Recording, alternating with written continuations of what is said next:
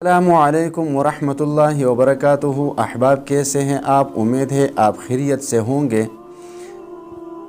تو اگر آپ مالی مشکلات کا شکار ہیں، آپ کے رزق میں ظاہری اسباب یا جادو کے ذریعے بندش آ گئی ہے، تو دونوں صورتوں میں آپ اس مشکل سے نکلنے کے لیے یہ وظیفہ پڑھیں گے جو میں اب آپ کو بتانے جا رہا ہوں، اور یہ وظیفہ بھی ہے سورۃ الفلق کا، جو انتہائی آسان ہے۔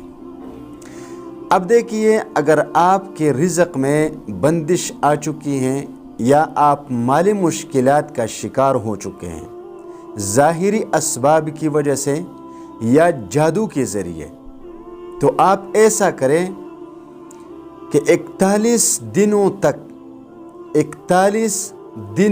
تک بلا ناغہ 110 مرتبہ سورۃ الفلق پڑھا کریں۔ 41 دنوں تک 110 مرتبہ سورۃ الفلق پڑھا کریں، اور پھر اس کے بعد 72 مرتبہ روزانہ اپنا معمول رکھیں۔